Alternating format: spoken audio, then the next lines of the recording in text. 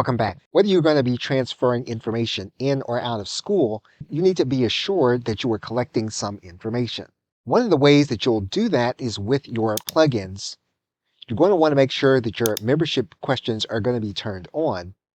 And at minimum, you are going to want to collect the name and email address by asking the person that becomes part of your community what their email address is. If some services need for us to collect the first name and last name, we are also going to want to collect that information also. What you'll notice is that you have 3 questions available to you. And so in this case, we are going to eliminate the first question, and we're going to collect the last name in the membership questions. What we can do in this case is we can order the information the way we want. So for example, we can move some questions up, and we can have the questions ordered in the way that we want. Now, this is going to be the minimum level of information that we're going to need in order to do integrations most effectively.